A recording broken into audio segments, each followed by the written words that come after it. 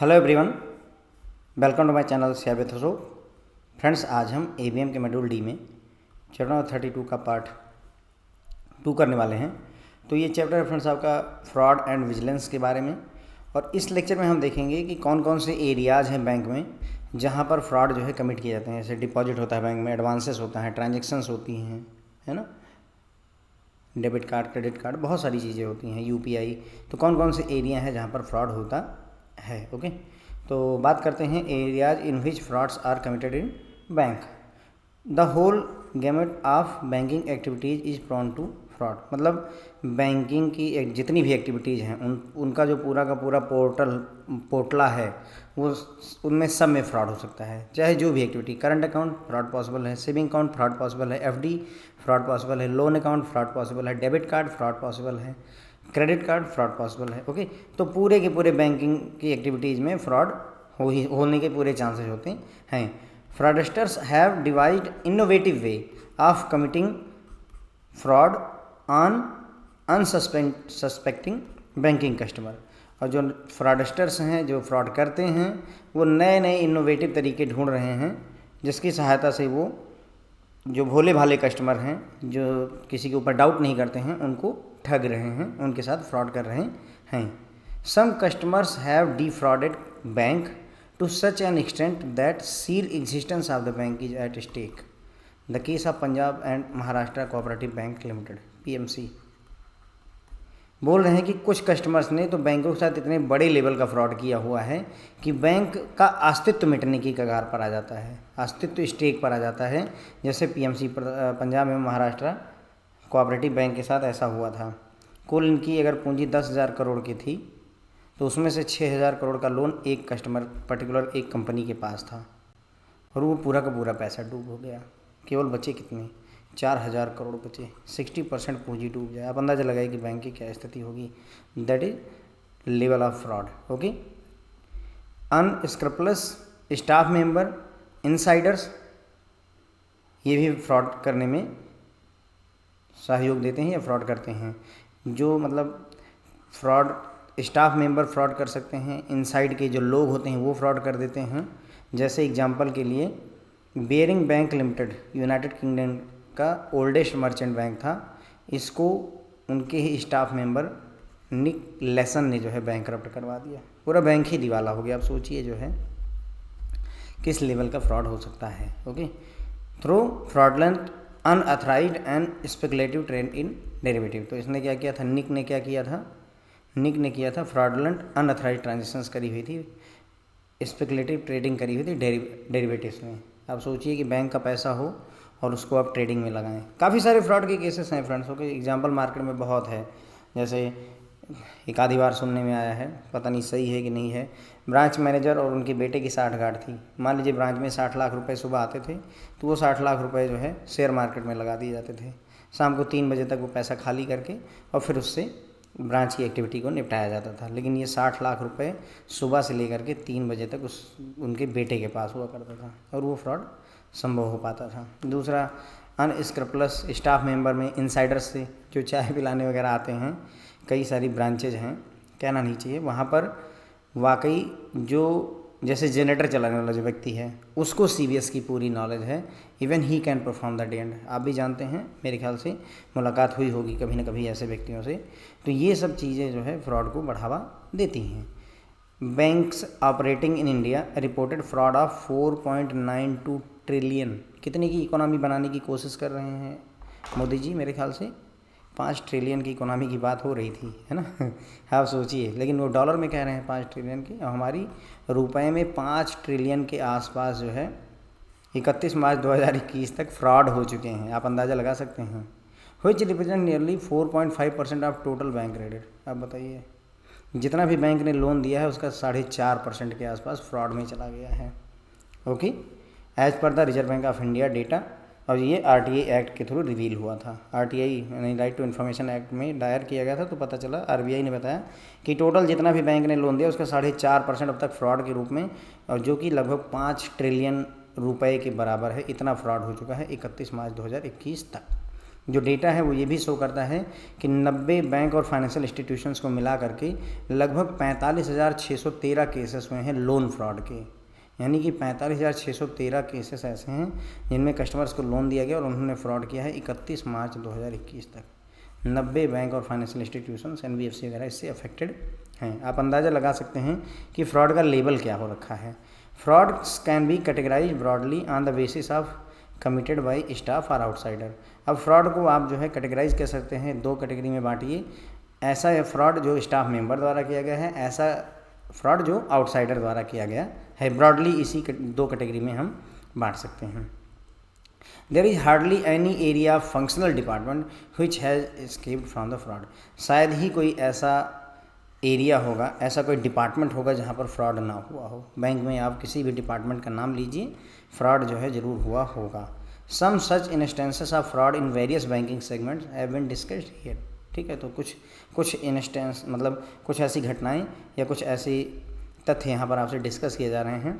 तो पहला क्षेत्र जहाँ पर फ्रॉड किया गया है वो है डिपॉजिट्स में। बहुत सारे क्षेत्र हैं, शुरू करेंगे डिपॉजिट से। तो by public and by staff दोनों के द्वारा यहाँ पर फ्रॉड किया गया है। डिपॉजिट्स के क्षेत्र में देखिए कैसे, फ्रॉडलेंट डॉक्यूमेंटेशन के जरिए पब्लिक क्या कर रही है, फ्रॉड डॉक्यूमेंट्स मतलब फॉर्जरी का यूज कर रही है। Fraudulent documentation involves altering, changing और modifying a document to deceive another person. तो फ्रॉडलेंट डॉक्यूमेंटेशन या फॉर्जरी का क्या मतलब होता है कि आप कोई डॉक्यूमेंट है उसको अल्टर करते हैं, बदलते हैं, मॉडिफाई करते हैं ताकि दूसरे व्यक्ति को आप ठग सकें। जैसे आप अपने ज़मीन के कागजात या आप अपने घर के कागजात जो है बैंक के पास गिरवी रखते हैं और उसे गिरवी रख करके लोन लेते हैं। लेकिन सोचिए जो बैंक के पास आपने कागजात रखे हुए हैं वो फर्जी हों, वो मतलब जो है फ्रॉड डॉक्यूमेंट्स हों, फॉर्ज डॉक्यूमेंट हों, तो बैंक के स्टाफ मेंबर और बैंक पर क्या गुजरेगी। ठीक है, वही बात हो गई। It can also involve approving incorrect information provided in documents knowingly. अब स्टाफ मेंबर को पता है कि जो जानकारी दे रखी है इस डॉक्यूमेंट में वो गलत है, लेकिन फिर भी उसने जानबूझ करके इसे अप्रूव कर दिया, नहीं ठीक है, अरे ठीक है, सब सही है, आगे बढ़ाओ, है ना। तो that is also a case of fraud. Deposit account in banks with lax KYC drills in operative accounts are vulnerable to fraudulent documentation. तो बोल रहे हैं कि बैंकों में जो डिपॉजिट अकाउंट्स हैं, अगर वहाँ पर हमने ढीला दे रखा है, लैक्सिटी रखी है हमारे एंड से, जिसमें हम KYC नहीं करते हैं, या इन ऑपरेटिव अकाउंट्स जो बैंक में पड़े हुए हैं डिपॉजिट के, वहाँ पर फ्रॉडलेंट डॉक्यूमेंटेशन की वनरेबिलिटी होती है, यानी वहाँ फ्रॉड डॉक्यूमेंट्स यूज हुए हों इसके चांसेज होते हैं। ओके, स्टाफ के द्वारा कैसे होता है डिपॉजिट में फ्रॉड।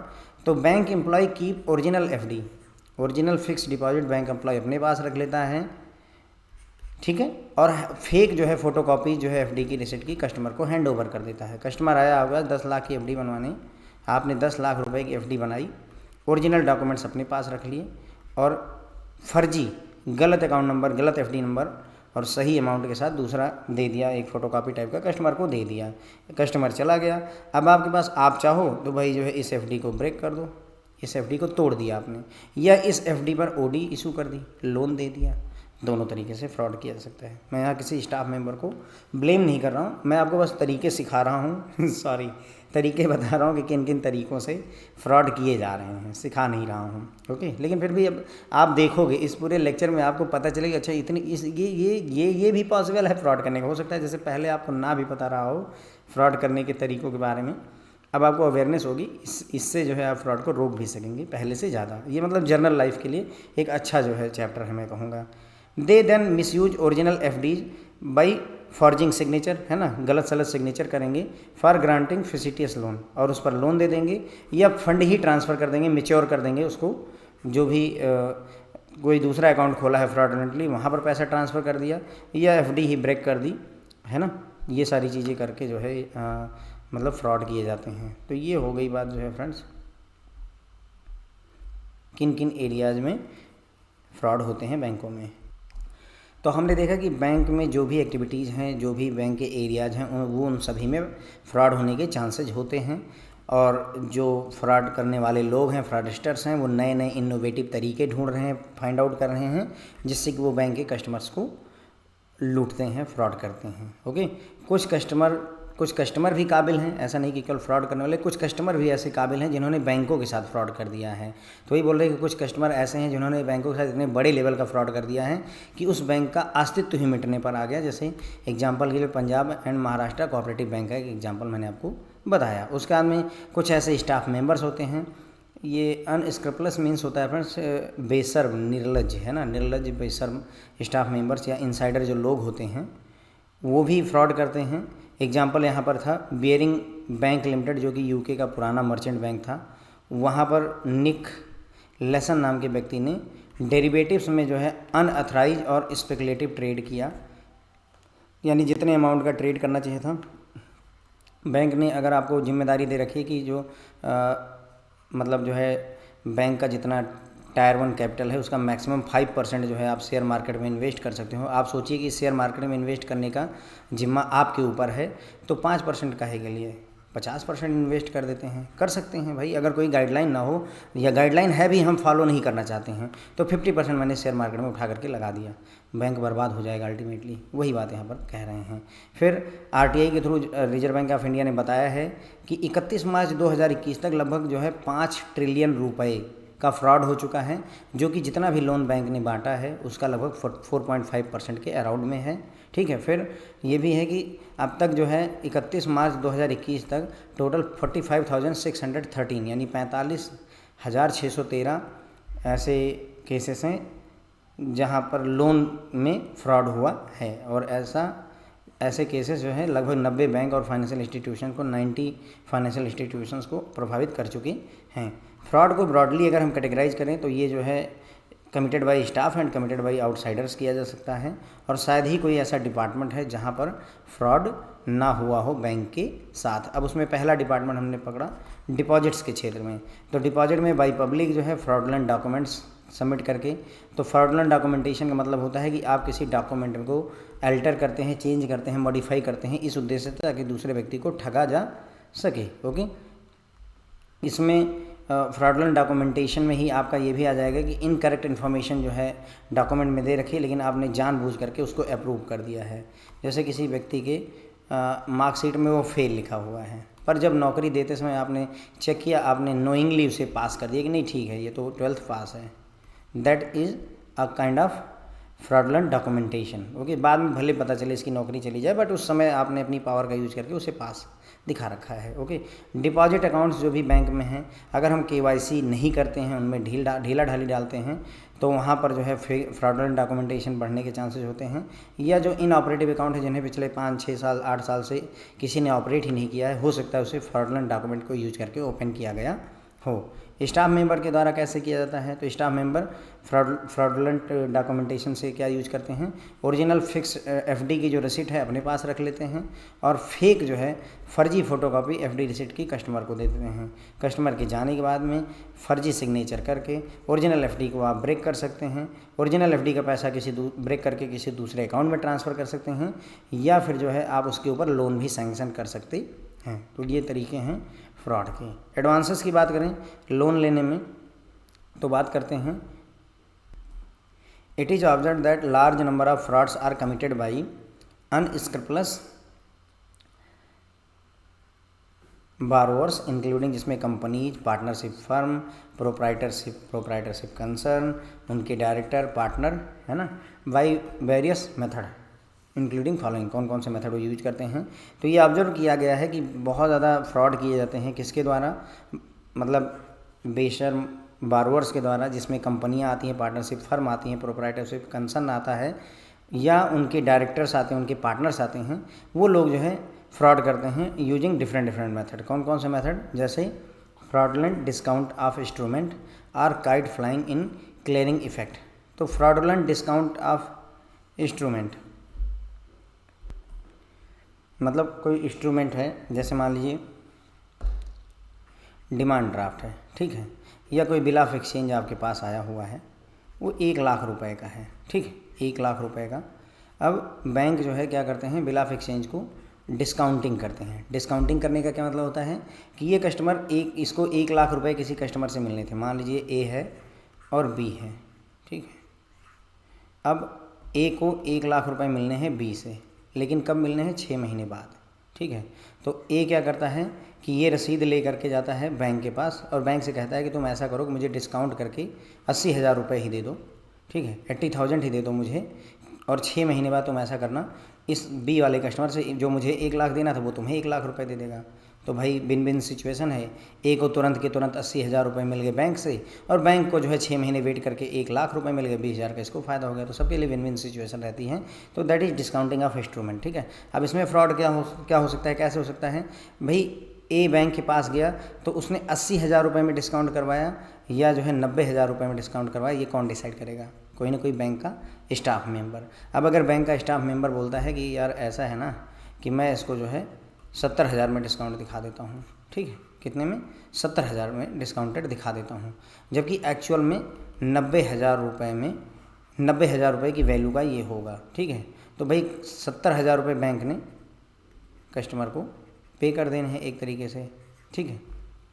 सॉरी, 90,000 रुपये, मान लीजिए 90,000 रुपये में स्टाफ मेंबर माना कि मैं 90,000 दिखाऊंगा लेकिन तुम्हें 70,000 दूंगा। तो 90,000 रुपये में आपने डिस्काउंटिंग कर दी 1 लाख के बिल की, कस्टमर के खाते में 90,000 रुपये गए। अब वो 20,000 रुपये तुमको ला करके देगा क्योंकि तुमने उसकी मदद की है, 10,000 रुपये ला करके देगा क्योंकि तुमने उसकी मदद करी हुई है। तो एक तरीके से ये फ्रॉडलेंट डिस्काउंट ऑफ इंस्ट्रूमेंट हो गया। काइट फ्लाइंग क्या होती है?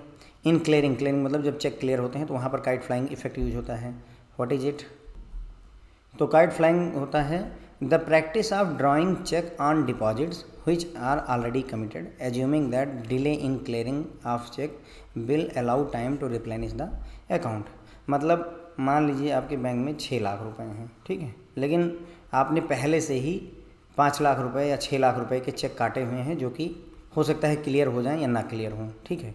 तो ये 6 लाख रुपए यानी इसमें से 5 लाख रुपए ऑलरेडी कमिटेड हैं, लेकिन आपने क्या किया, एक 10 लाख रुपए का चेक और काट दिया।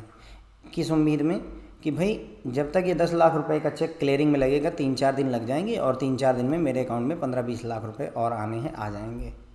तो दैट इज़ काइट फ्लाइंग, मतलब आप पतंग उड़ा रहे हैं, इस उम्मीद में हैं कि वो 15 लाख आ जाएगा, इसके चक्कर में आपने 10 लाख रुपए का चेक काट दिया है उसी डेट पे ही, ठीक है।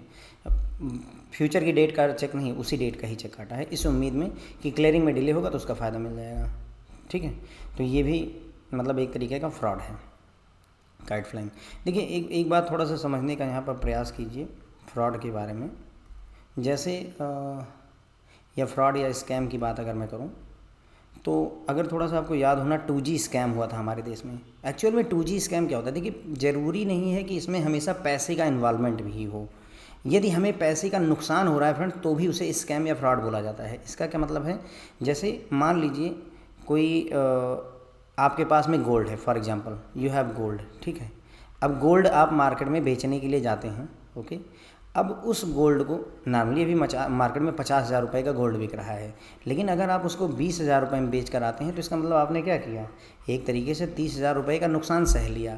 यदि आप गवर्नमेंट की संस्था में ऐसा करते हैं, 30,000 रुपये का नुकसान सहते हैं, तो इसका मतलब भले ही आपकी जेब में कुछ नहीं आया, लेकिन आपने एक फ्रॉड कमिट कर दिया, एक स्कैम कर दिया, ओके। जैसे 2G घोटाला क्या था? जिस बैंड को 3,000 रुपये के हिसाब से बेचना था उस जो है बैंड को 150 रुपये में बेच दिया गया, 200 रुपये में बेच दिया गया। बस यही है। भले ही 200 रुपये में बेच करके हमको कोई फ़ायदा नहीं हुआ, मैं मान लेता हूँ मैंने 200 में बेच दिया, बोली लगी, मैक्सिमम 200 की बोली लगी, मैंने बेच दिया, लेकिन एक्चुअल में पूरे देश को घाटा हो गया। क्यों? क्योंकि हर बैंड के पीछे मान लीजिए 2800 रुपये का नुकसान ओवरऑल हो गया।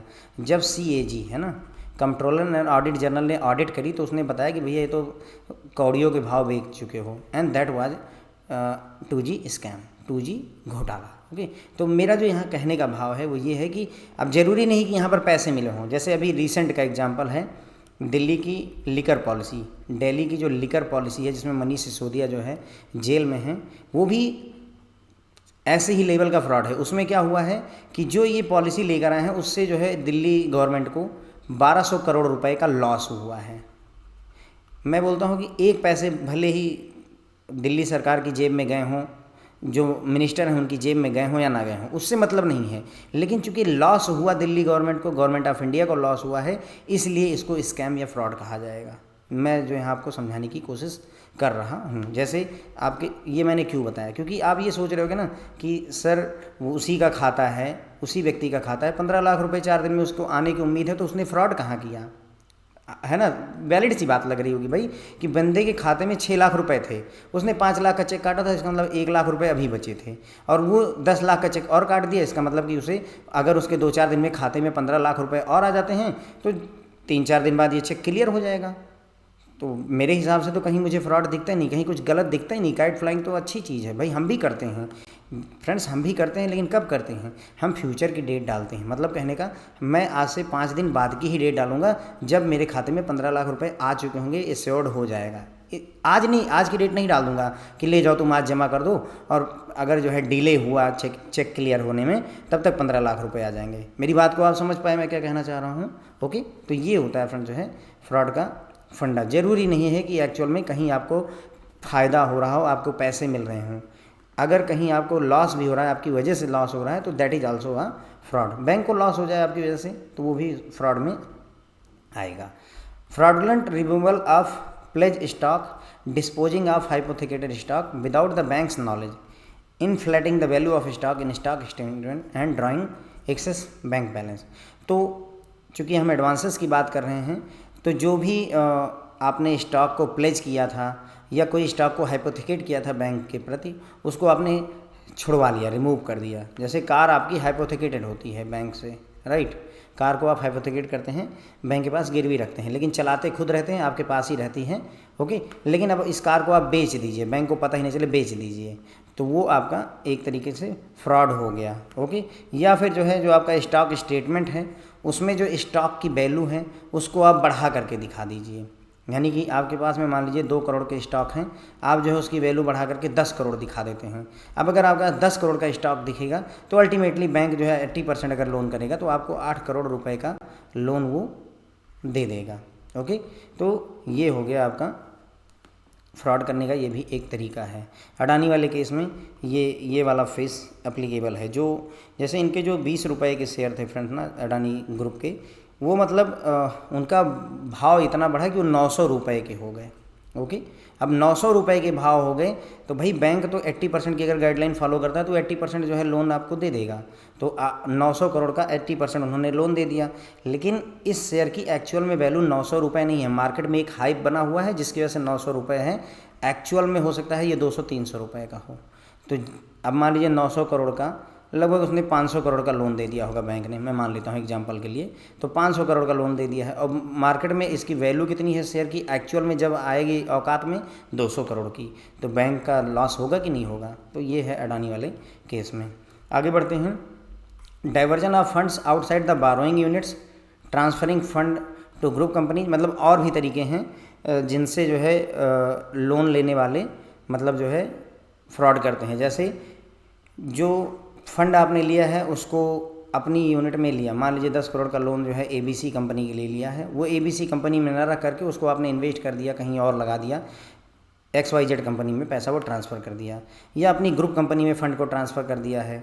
आप इंटरेस्ट नहीं लेते हैं अपने काम में, या criminal neglect are part of borrowing, borrowers जो है ध्यान नहीं देता है चीज़ों पर, उनके पार्टनर्स उनके डायरेक्टर्स ध्यान नहीं देते हैं, मैनेजमेंट आपका फेल हो जा रहा है जिसकी वजह से यूनिट आपकी सिक हो जा रही है, बीमार हो जा रही है, दिवालिया होने पर जा रही है। ओके, सुपरविज़न आपका ठीक नहीं है। तो ये सारी चीज़ें भी कहीं ना कहीं हद तक फ्रॉड की श्रेणी में आती हैं। आप ये बात समझिए, मतलब आप मैनेज नहीं कर पा रहे हैं ऑर्गेनाइजेशन को, दैट वो भी जो है आपका फ्रॉड की कैटेगरी में काउंट कर लिया जाता है। ठीक है, तो ये हो गई बात जो है। उसके बाद में डॉक्यूमेंट्स का फॉल्सिफिकेशन किया जाता है एडवांसेस में। He or she provides false information about his or her financial status such as salary and other assets and take a loan for an amount that exceed his or her eligible limit. तो यहाँ पर क्या होता है कि लोग अपनी फर्जी सैलरी लगा रहे हैं, आपकी सैलरी 60,000 रुपये है, आप उसको 1.5 लाख रुपए दिखा रहे हैं, है ना। अपने अदर एसेट्स गलत एसेट्स दिखा करके आपने लोन ले लिया, और लोन भाई अब अगर आपकी 1.5 लाख सैलरी दिखेगी तो बैंक ज़्यादा लोन पास कर देगा और वो आपकी लिमिट से पार हो जाएगा, तो वो भी एक तरीके का फ्रॉड है। A person may forge export document such as airway bill of lading, export credit guarantee cover and custom purge number orders issued by the custom authorities. मतलब कहने का कि फ्रॉड करना ही है तो भाई एयरवे बिल गलत, एयरवे बिल दिखा दिया आपने, बिल ऑफ लैडिंग गलत सबमिट कर दी, एक्सपोर्ट क्रेडिट गारंटी कवरेज का फेक डॉक्यूमेंट आपने तैयार कर लिया। इन सभी तरीक़ों से आप फॉल्स डॉक्यूमेंट सबमिट करके बैंक को उल्लू बनाते हैं एक तरीके से। आइडेंटिटी थेफ्ट की अगर बात करें, an individual illegally obtain personal information document of another person and takes a loan on the name of that person. अब सोचिए, आपके आधार कार्ड, पैन कार्ड और ये सारी चीज़ें चुरा करके आप ही के नाम पर लोन करवा लिया बैंक में, दैट इज आइडेंटिटी थेफ्ट। अब यहाँ पर क्या करना है बैंक को, bank should exercise due diligence. इसीलिए ड्यू डिलीजेंस, डिलीजेंस का मतलब यही होता है, इसीलिए बार बार जोर दिया था डिलीजेंस शब्द पे कि भैया पूरी तरह से सावधान रहिए। While appraising the credit needs of unscrupulous borrowers, borrower companies, partner, proprietorship concern. तो जब भी लोन देते समय जो बारोवर्स हैं, जो कंपनीज हैं, जो पार्टनरशिप हैं, प्रोप्राइटरशिप हैं, इनके प्रति जो है मतलब सावधान रहिए।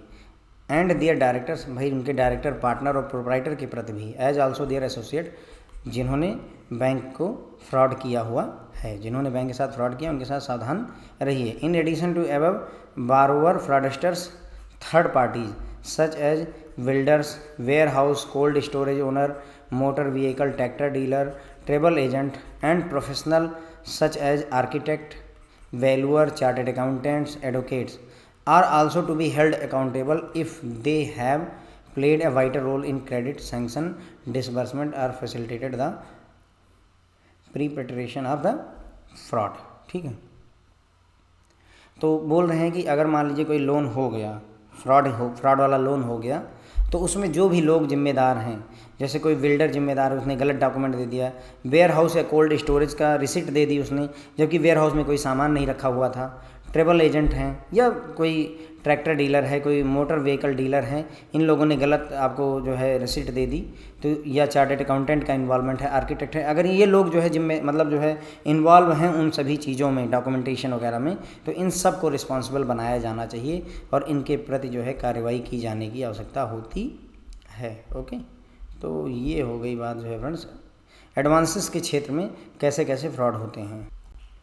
तो ये देखा गया है कि बहुत ज़्यादा नंबर ऑफ़ फ्रॉड्स किसके द्वारा किए जाते हैं, अनस्क्रप्लस बारोवर्स के द्वारा, जिसमें कंपनीज, पार्टनरशिप फर्म, प्रोप्राइटरशिप वगैरह आते हैं, उनके डायरेक्टर, उनके पार्टनर वगैरह आते हैं। इसके लिए कौन कौन सी टेक्निक यूज करते हैं, तो इंस्ट्रूमेंट पर फ्रॉडुलेंट डिस्काउंट ऑफर किया जाता है, या ये काइट फ्लाइंग कॉन्सेप्ट को यूज करते हैं जो कि क्लियरिंग में यूज होती है।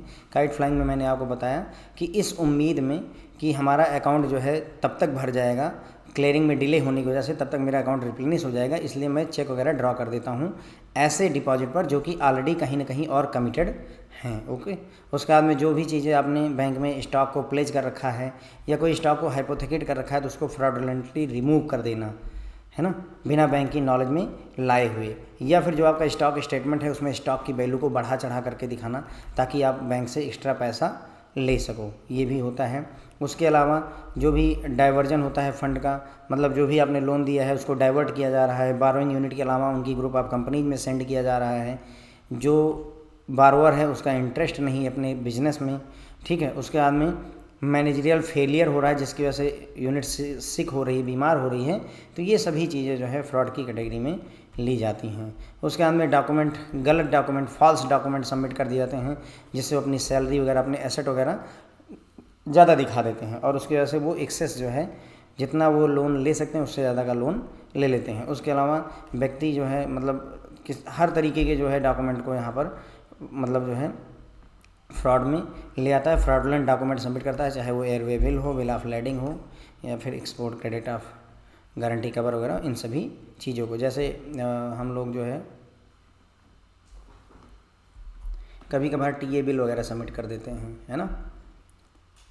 आइडेंटिटी अगर थेफ्ट की बात करें तो व्यक्ति क्या करता है, इलीगल तरीके से किसी व्यक्ति के पर्सनल डॉक्यूमेंट्स इन्फॉर्मेशन को कलेक्ट कर लेता है और उस व्यक्ति के नाम पर ही लोन इशू करवा लेता है। ऐसे में बैंक को क्या करना चाहिए, ड्यू डिलीजेंस करने की ज़रूरत होती है जब भी आप लोन वगैरह पास कर रहे हैं। किसको, ऐसे लोगों को जिन्होंने पहले से ही फ्रॉड कर रखा है बैंक के साथ, उन कंपनियों के साथ, उन पार्टनरशिप प्रोप्राइटरशिप के साथ में, उनके डायरेक्टर, उनके पार्टनर और प्रोप्राइटर के साथ में आपको सावधान रहने की ज़रूरत होती है। और साथ ही साथ में अगर जो है मतलब कोई लोन दिया आपने, उसमें फ्रॉड हो गया, तो उसके लिए जो भी जिम्मेदार व्यक्ति हैं, चाहे वो कोई बिल्डर हो, चाहे कोई वेयर हाउस कोल्ड स्टोरेज का मालिक हो, चाहे मोटर व्हीकल स्टोर रूम का मालिक हो, है ना, एजेंसी का मालिक हो, चार्टर्ड अकाउंटेंट हो, आर्किटेक्ट हो, वैल्यूअर हो, एडवोकेट हो, ये सभी अगर इन्होंने रोल प्ले करा हुआ है भाई लोन सैंक्शन होते समय डिसबर्समेंट में, तो इन सभी को जो है उस फ्रॉड का पार्ट माना जाना चाहिए। ओके, उसके बाद बात करते हैं ट्रांजैक्शनल एरिया में।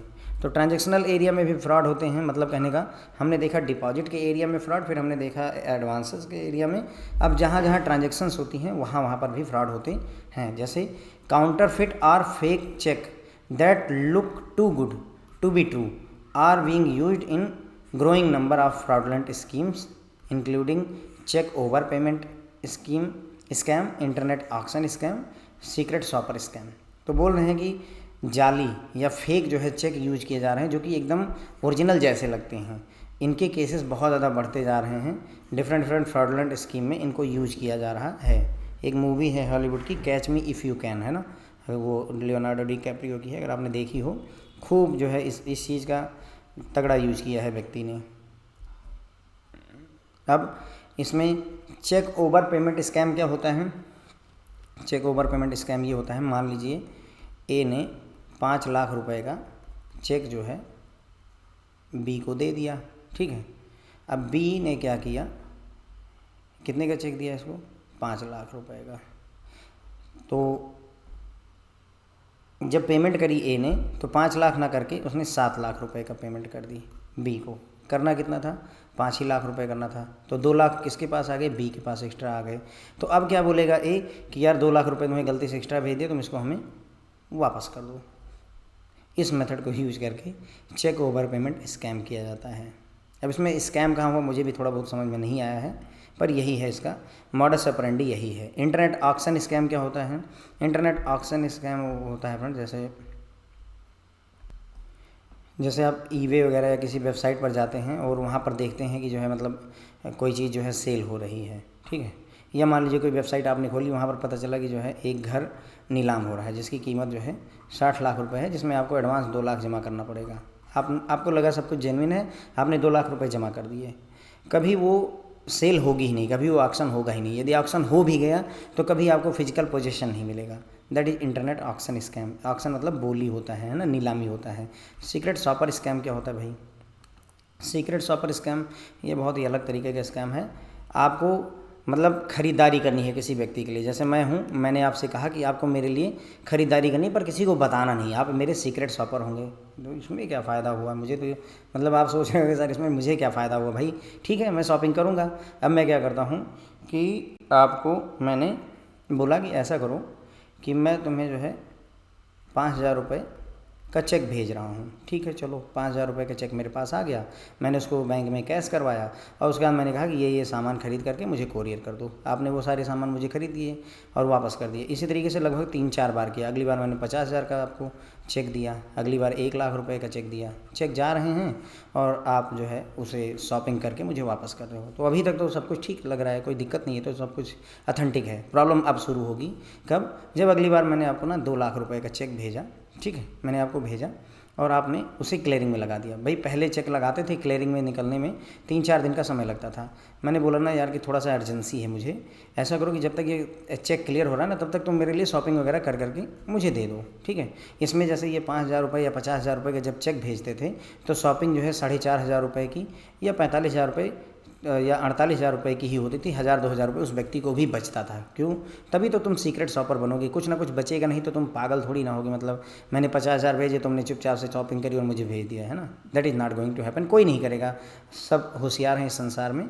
तो उस होशियारी के तहत आपको 2,000 रुपये 3,000 रुपये हर बार मिलते थे। तो आपने सोचा कि ठीक है यार, सर कम से कम 4-6 बार मेरे को पैसा भेज चुके हैं, कोई ज़्यादा दिक्कत होती नहीं, बैंक में पैसा चेक लगाता हूँ निकल जाता है।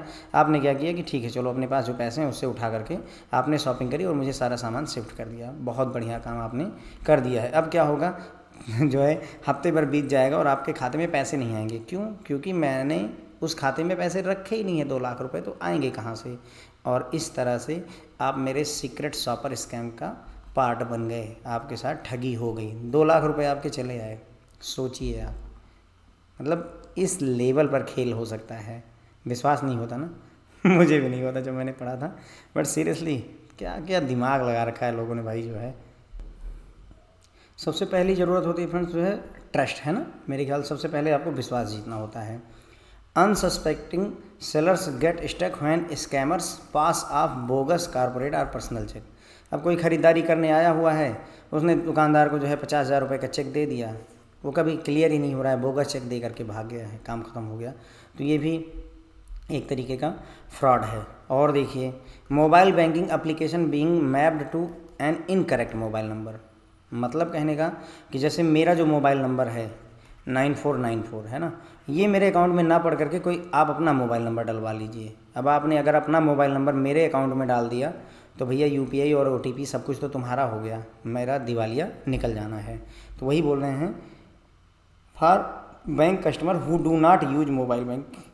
ऐसे कस्टमर जो मोबाइल बैंकिंग यूज ही नहीं करते हैं, एक एम्प्लॉई अगर चाहे तो उसके अकाउंट में कोई दूसरा मोबाइल नंबर एसोसिएट कर सकता है अकाउंट में, और एक बार उसके मोबाइल नंबर उसने डाल दिया, क्योंकि आप मोबाइल बैंकिंग यूज करते नहीं हैं तो आपको कुछ पता चलना नहीं है, और मोबाइल एप्लीकेशन डाउनलोड करके अपनी खुद की डिवाइस पर जो भी ट्रांजैक्शंस करना चाहेगा कर सकेगा।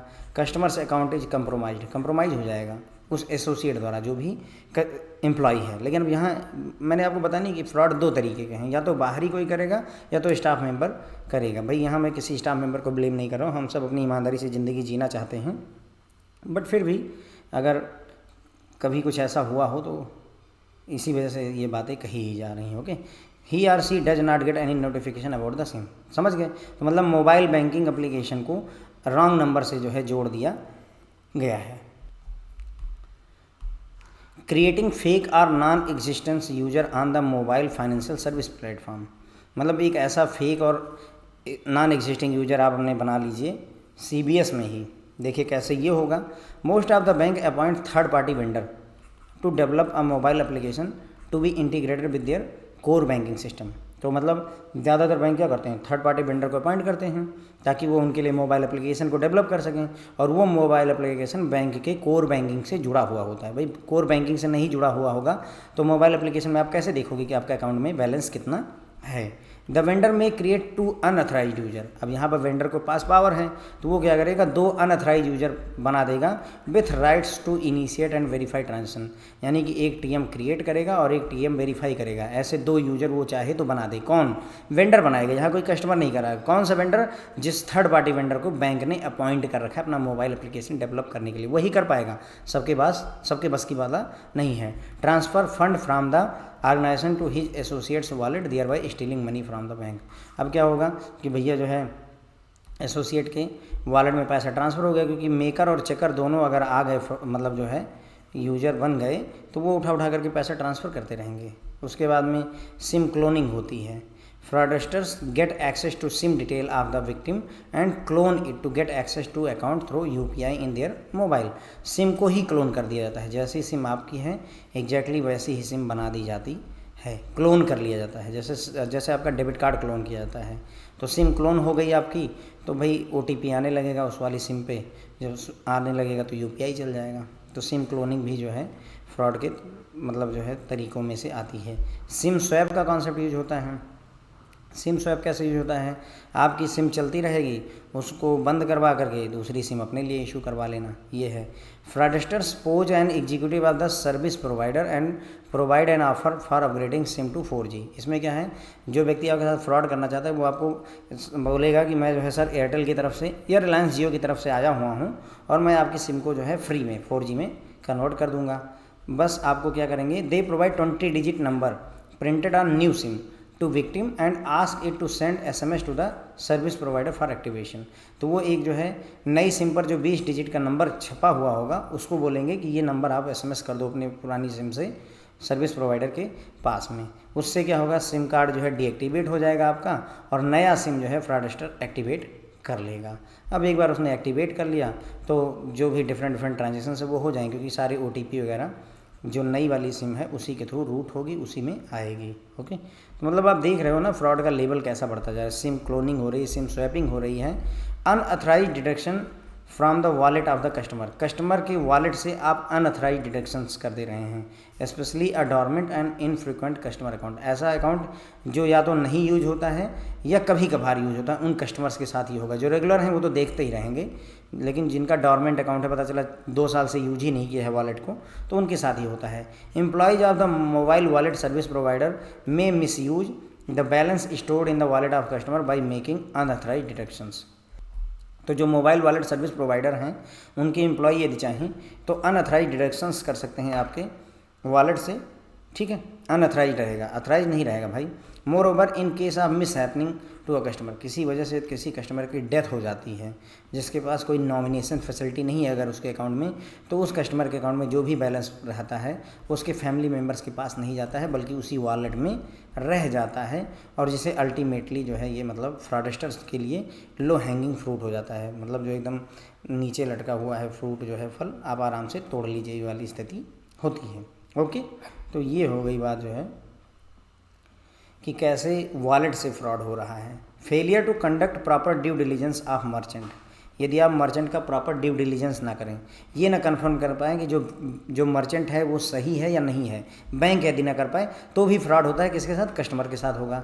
If the merchant onboarded by the service provider is a fraudster and the payment is made by customer for fictitious goods and services from the merchant, cash can be rotated with minimum transaction fee.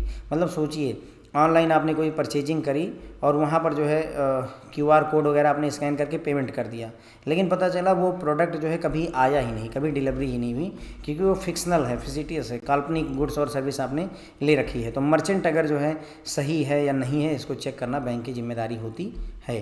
Debit card skimming, जैसे SIM swap वगैरह होता है उसी, या SIM cloning होती है, उसी तरीके से डेबिट कार्ड स्कीम किया जाता है। एक मशीन लगाई जाती है आपके कार्ड रीडर में, एक कैमरा लगाया जाता है जहाँ से आपका ATM का पूरा डेटा चुराया जाता है और आपकी पिन का डेटा चुराया जाता है, ठीक है। जब भी कस्टमर अपना कार्ड यूज़ करता है तो डेबिट कार्ड स्कीमिंग होती है। एक बार जो है डेबिट कार्ड का पूरा डेटा चोरी हो गया तो वो जो है दूसरा डेबिट कार्ड बना लेते हैं और आपके नाम, मतलब आपके खाते से पैसे निकालते रहते हैं। ATM fraud, fraudsters acquire a customers card and pin, मतलब आपका कार्ड ही चेंज कर लेंगे सीधे सीधे। ATM फ्रॉड में क्या होता है कि आप जैसे ATM पर पैसा निकालने गए, किसी व्यक्ति ने आपको हेल्प करने के नाम पर आपका कार्ड ही चेंज कर दिया, अपना डेबिट कार्ड दे दिया और आपका ले गया, और पिन भी देख लिया है उसने, और फिर वो आपके पैसे विड्रॉ करता है, तो that is ATM fraud. Triangulation और साइट क्लोनिंग, साइट क्लोनिंग में क्या होता है, जैसे अमेज़ॉन की वेबसाइट है एकदम वैसी ही वेबसाइट बना लेगा और आपको ठग देगा। Customer enter their card detail on fraudulent shopping site, कोई जैसा मैंने बताया अमेज़ॉन की जैसी वेबसाइट, एकदम वैसी वेबसाइट बनी, आपको लगा कि आप अमेज़ॉन पर शॉपिंग करें जबकि आप एक फ्रॉड की वेबसाइट पर हैं। आप अपनी सारी डिटेल्स वहाँ पर इंटर करेंगे, कार्ड, OTP, CVV सारा कुछ, और बाद में वो उस डिटेल को मिसयूज करेगा आपके खाते से पैसा निकालने के लिए। UPI fraud through request money in lieu of money sent, है ना। UPI के बड़े फ्रॉड होने शुरू हुए। जब UPI तो उसमें क्या हुआ कि वो क्या करते थे कि आपको जो है आपको लगेगा कि आपको मनी रिसीव हो रही है, जबकि वो वाकई में एक्चुअल में वो सेंट की रिक्वेस्ट होती है। जब आप उसमें लिखा रहता है, ऐसे लिखते हैं यू विल रिसीव 10 रुपीज़, और ऊपर जो है 2000 रुपये लिखे रहेंगे।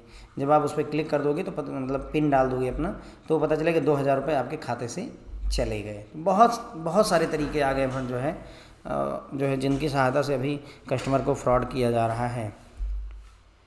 Impersonation, identity theft related fraud. Impersonation, किसी दूसरे की जगह पर अपने आप को दिखाना, यानी कि आइडेंटिटी चुराने जैसा फ्रॉड होता है। उसके बाद में रिमोट एक्सेस के जो बहुत सारे सॉफ्टवेयर हैं, जैसे एनीडेस्क, टीम व्यूअर, है ना। उसके बाद में क्रोम टीम व्यूअर हो गया, Chrome Remote Desktop, Ammyy desktop, Ammyy Admin, Dreamware, remote everywhere and Mikogo. ये सारे जो है मतलब ऐप हैं, ये सारे टूल्स हैं जिनकी सहायता से आपका कंप्यूटर रिमोट पर लिया जा सकता है। इन मतलब कई बार हमें ज़रूरत पड़ती है, मान लीजिए आपका कोई जैसे मान लीजिए मेरा स्टूडियो है, स्टूडियो नहीं चल रहा है, तो मैं क्या करता हूँ, टीम व्यूअर को यूज़ करके इसको रिमोट पर दे देता हूँ, फिर वहीं से ही बैठे बैठे वो मेरा कंप्यूटर वगैरह ठीक करते हैं, चीज़ों को ठीक करते हैं। लेकिन अब इसका दुरुपयोग भी हो सकता है, जो यहाँ कहने का मतलब है, और उससे फ्रॉड किया जा सकता है आपके साथ में। तो आपने देखा होगा कि ट्रांजैक्शन के सेक्टर में तो मतलब पूरा कितने नए नए तरीके से फ्रॉड किए जा रहे हैं। लेक्चर थोड़ा बड़ा हो रहा है, लेकिन ये है कि कोशिश करेंगे 4-5 मिनट में इसको कवर कर देंगे। तो ट्रांजैक्शनल एरिया में हमने देखा कि जाली नोट है ना, जाली चेक या फेक चेक, काउंटरफिट चेक वगैरह यूज करके फ्रॉड जो है बहुत ज़्यादा किए जा रहे हैं, जिसमें चेक ओवर पेमेंट स्कैम हो रहा है, इंटरनेट पर ऑनलाइन ऑक्शन का स्कैम कर रहे हैं, सीक्रेट शॉपर स्कैम वगैरह हो रहा है। उसके बाद में कई बार जो सेलर होते हैं उनके पास में वो बोगस या जो है फेक चेक दे जाते हैं, जिससे मतलब सेलर को कभी पैसे नहीं मिलते हैं, तो ये भी एक फ्रॉड का तरीका है। उसके बाद मोबाइल बैंकिंग में इनकरेक्ट मोबाइल नंबर को मैप करवा देते हैं। ये कैसे होता है, जब भी कोई कस्टमर है जो मोबाइल बैंकिंग नहीं यूज करता है, तो अगर एम्प्लॉई चाहे बैंक का तो उसके अकाउंट में किसी का भी मोबाइल नंबर वो डाल सकता है। एक बार मोबाइल नंबर डाल दिया तो वो मोबाइल डिवाइस में उसका मोबाइल एप्लीकेशन लॉगिन कर सकता है और उसके बाद उसके खाते में पैसे निकाल सकता है। फेक और नॉन एग्जिस्टिंग यूजर जो है मोबाइल फाइनेंशियल सर्विस प्लेटफॉर्म पर बनाए जा सकते हैं। कैसे ये होगा, तो हर एक बैंक थर्ड पार्टी वेंडर को अपॉइंट करता है मोबाइल एप्लीकेशन बनाने के लिए, और वो मोबाइल एप्लीकेशन इंटीग्रेट रहता है, जुड़ा रहता है कोर बैंकिंग सिस्टम के लिए। तो यदि वेंडर चाहे तो 2 अनऑथराइज यूजर बना सकता है, एक मेकर और एक चेकर के लिए, और फिर वो चाहे तो फंड को ट्रांसफ़र कर सकते हैं बैंक के किसी भी कस्टमर के अकाउंट से। फिर आता है सिम क्लोनिंग का कॉन्सेप्ट। इसमें फ्रॉडस्टर्स जो है सिम की डिटेल को एक्सेस कर लेते हैं और उसे क्लोन कर लेते हैं, फिर यूपीआई के थ्रू आपके मोबाइल और यूपीआई का हेल्प ले करके आपकी खाते से पैसे निकाल लेते हैं। सिम स्वैप में क्या होता है कि आपके पास में कोई एयरटेल या जियो वगैरह का एग्जीक्यूटिव आएगा, किसी भी कंपनी का एग्जीक्यूटिव आएगा, जो कि आपको बोलेगा कि सर हम आपकी सिम को 4G या 5G में कन्वर्ट कर देंगे। आपसे वो बोलेगा 20 डिजिट का ये जो नंबर है नई सिम पे प्रिंटेड है, इसको आप भेज दीजिए, एसएमएस कर दीजिए अपनी पुरानी सिम से। एक बार आपने वो डिजिट वो नंबर्स भेजे, एसएमएस किए, तो आपकी सिम डीएक्टिवेट हो जाती है। वो बोल देगा सर 3 से 4 घंटे में चल जाएगी, लेकिन वो कभी चलती उलती नहीं, क्योंकि दूसरी सिम चल चुकी होती है ऑलरेडी, और वहाँ पर OTP आने शुरू हो जाते हैं और आपका खाता खाली होना शुरू हो जाता है। मोबाइल वॉलेट से, कस्टमर के मोबाइल वॉलेट से भी जो है फर्जी डिडक्शंस कर लिए जाते हैं अनऑथराइज्ड।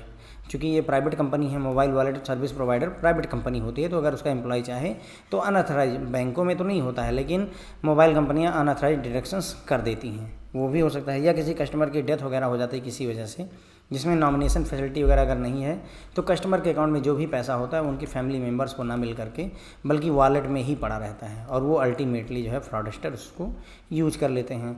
अगर हम मर्चेंट का जो प्रॉपर ड्यू डिलीजेंस ना कर पाएँ, उसमें फेल कर जाते हैं, तो भी फ्रॉड हो जाता है। जिसमें मर्चेंट को आप ऑनबोर्ड करते हैं, अगर आप ये नहीं चेक कर पाते कि वो जो है मतलब जेन्युइन है या नहीं है, तो वो क्या करेगा, कस्टमर्स को नकली बोले तो काल्पनिक गुड्स और सर्विसेज बेच करके उनसे कैश ले लेता है, उनसे ट्रांजैक्शंस करवा लेता है।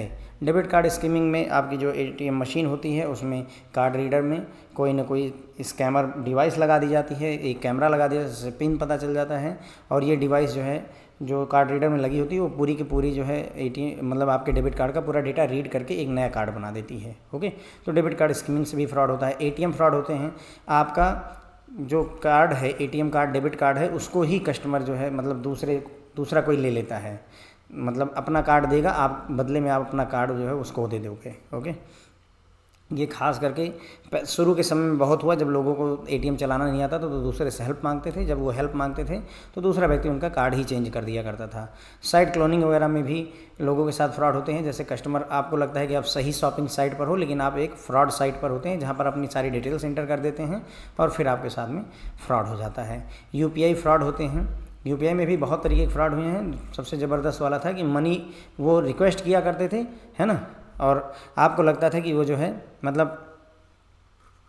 मनी सेंड ना कर करके मनी रिक्वेस्ट किया करते थे, वो आपको नहीं भेजते थे, वो आपसे मांगते थे, लेकिन आपको लगता था कि नहीं वो भेज रहे हैं। ओके, तो ये भी है।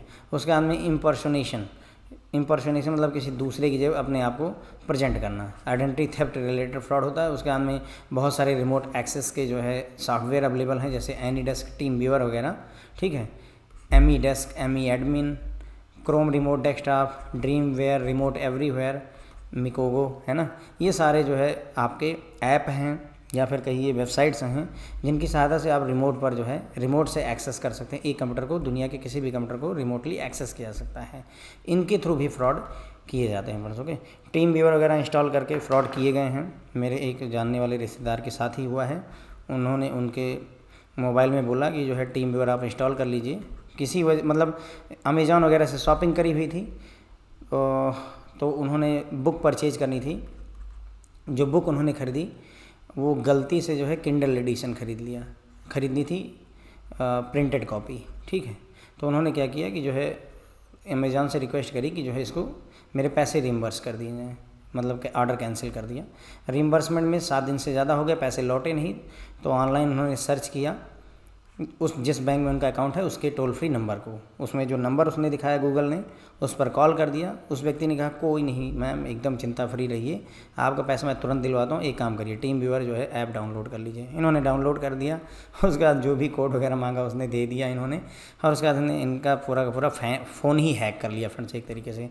जब एक बार फ़ोन हैक हो गया तो फिर बचा ही क्या है, OTP वगैरह आई और इनके पैसे चले गए। फिलहाल उन्होंने मुझे कॉल किया और बताया कि मतलब मैंने टीम व्यूअर इंस्टॉल किया, मैंने सबसे बढ़िया दिमाग लगाया, मोबाइल ऑफ़ करवा दिया। ध्यान दीजिएगा, आप लोगों को भी ये सलाह दूंगा कि अगर अभी आपको लगे कि आपके खाते से पैसे इसलिए निकल रहे हैं क्योंकि टीम व्यूअर या ऐसा कोई रिमोट एक्सेस वाला ऐप डाउनलोडेड है, तो आप मोबाइल को स्विच ऑफ कर दीजिए। क्यों? क्योंकि वो पर्टिकुलर सेशन होता है, एक बार आपने मोबाइल स्विच ऑफ कर दिया तो फिर वो जो एक्सेस है उसका ख़त्म हो गया और आपके पैसे बच सकते हैं। तो ये है फ्रेंड जो है पूरी कहानी फ्रॉड की। अभी और भी बातें फ्रॉड पर होंगी और भी तरीके हम देखेंगे समझेंगे। Okay, thank you so much friends.